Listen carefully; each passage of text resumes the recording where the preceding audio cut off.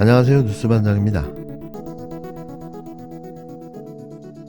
말씀 난 기회에 말씀드리면은 민주당이나 MBC가 제 탓을 많이 하더라고요. 근데 그런 건 뭐 많이 봐왔던 것이니까 익숙하긴 한데 기본적으로 가해자가 피해자를 탓하는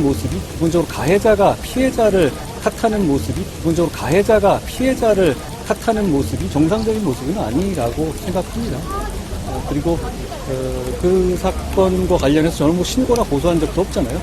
그런 협잡이나 의도나 모의의 흔적이 없으면 이거는 대통령과 법무부 장관이 수사기관을 동원해가지고 모종의 정치적 이득을 위해서 함께 협잡한 것으로 볼 수밖에 없다. 참고인을 가해자로 만들어버린 현직 법무부 장관.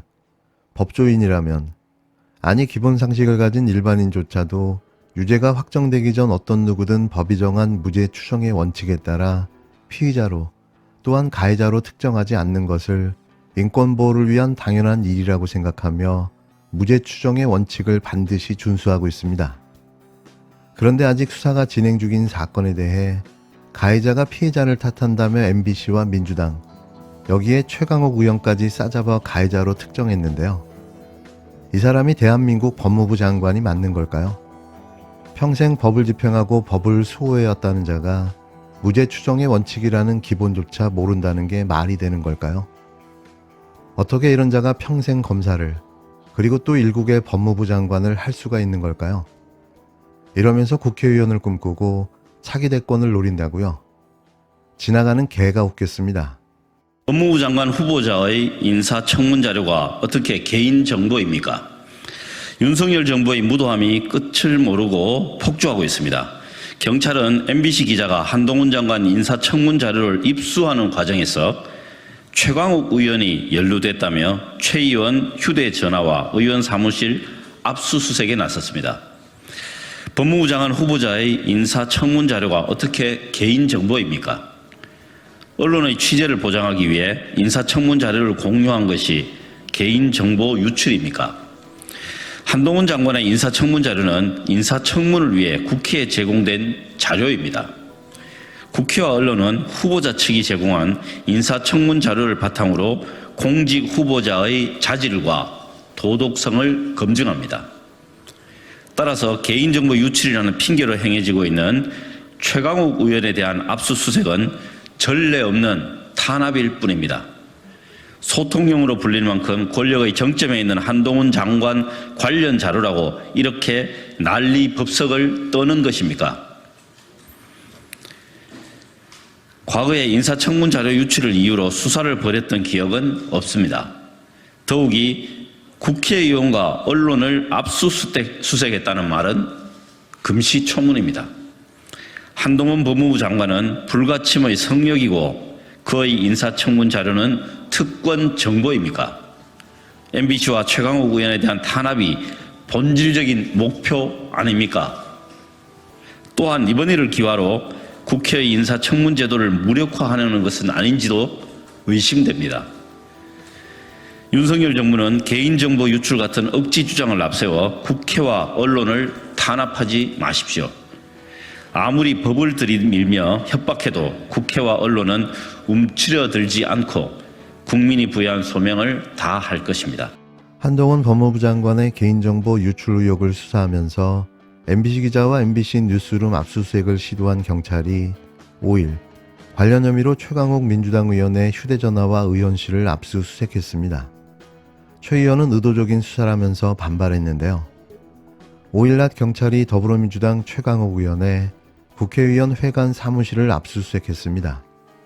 경찰은 한동훈 법무부 장관의 개인정보 유출 의혹에 최 의원이 연루됐다고 보고 있는데요. 경찰은 앞서 오전에도 경기도 용인시 최 의원의 자택 앞에서 휴대전화를 압수했습니다. 경찰은 지난해 국회에 제출된 한 장관의 인사청문회 자료가 최 의원을 통해 MBC 기자에게 전달됐을 걸로 의심하고 있는데요. 다만 MBC 기자에게 직접 자료를 건넨 게 최강욱 의원이냐는 질문에 경찰 관계자는 수사를 더 해봐야 안다고 말끝을 흐렸습니다. 경찰은 지난달 30일 MBC 기자회의도 인사청문 자료가 취합되는 국회의안가를 압수수색한 만큼 여기서 최 의원에게 자료가 흘러들어간 정황을 포착했을 가능성도 있는데요. 그러나 공직자 검증을 위한 의원들의 관행적인 자료 공개를 왜 갑자기 문제 삼느냐는 비판이 제기됩니다. 이에 대해 경찰 관계자는 압수수색의 필요성과 상당성이 없다면 영장이 나오지 않았을 것이라고 강변했는데요. 최강욱 의원은 수사 대상에 오른 MBC 기자를 알지도 못한다며 의도적인 수사라고 반발했습니다. 경찰은 최 의원이 피의자가 아닌 참고인 신분이라고 했지만 한 장관은 콕 찍어 가해자가 피해자를 탓한다며 최강욱 의원을 가해자로 특정했는데요. 한마디로 무식한 짓거리인 거죠. 알고 보니 최강욱 의원은 아직까지 참고인 신분이었습니다. 진짜 무식하면 용감하다는 말이 있는데요. 용감한 한동훈, 언제까지 초딩 같은 그의 불안한 눈빛을 지켜봐야 하는 걸까요? 아마추어 정부의 소통령답습니다. 지지율이 정상이 아니죠. 지지율이 정상이 아니죠. 지지율이 정상이 아니죠. 지금쯤 하면 60%는 돼야죠. 다른 대통령에 비교하면. 보통 이때쯤 되면 문재인도 한 60% 정도 선 유지하죠. 그러고 난 뒤에 계속 내려가죠. 근데 집권 초기에 인사청문회 때문에 멍들기 시작해가지고 너무 고생했어요. 나는 내 생각 숨기비 살지 않아요. 나는 말을 하고 싶은 말을 참고 살지도 않아요. 누구 앞에서라도 해요. 촉이 빠른 홍갱이 홍준표 대구시장이 윤석열 대통령을 비판하고 나섰습니다.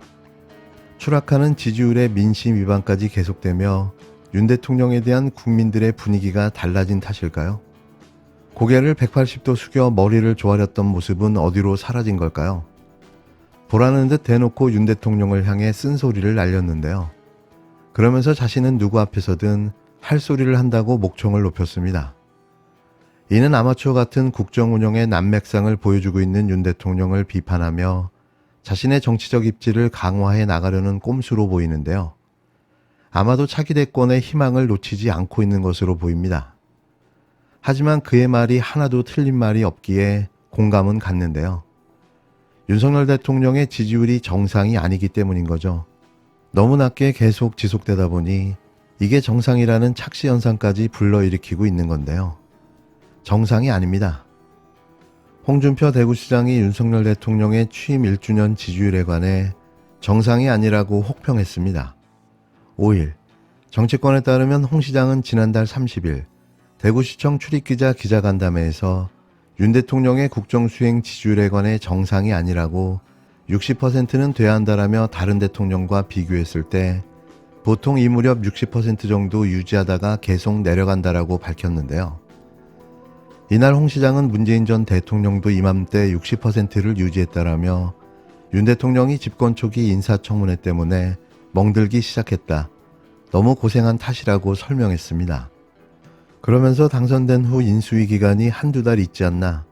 그때 총리하고 내각을 다 임명할 수 있고 인사청문 요청을 할 수 있다며 대통령 취임할 때 같이 완전체로 취임했어야 한다고 덧붙였는데요. 이외에도 홍 시장은 정치 운수를 계속 둘 것이냐는 질문에 나는 내 생각을 숨기고 살지 않았다라며 하고 싶은 말을 참고 살지도 않고 누구 앞에서라도 한다라고 답했습니다. 국힘당 원로격인 홍 시장은 평소 거대 야당인 더불어민주당을 비롯해 대통령실과 여당 지도부에 관해서도 가감없이 쓴소리를 계속 해왔는데요. 물론 선별적 쓴소리였습니다. 앞서 이재명 민주당 대표와의 만남 등에서도 왜 만나지 않는가라며 윤 대통령을 향해 작심 발언을 한 바가 있는데요. 글쎄요, 이런 그의 모습이 진정성 있게 느껴지시나요? 막상 윤 대통령을 보면 제대로 된 말 한마디 못하면서 뒷북 장렬인 거죠. 저희는 기억합니다. 윤석열에게 180도 고개를 숙여 머리를 조아리던 홍준표 당신의 모습을 말이죠.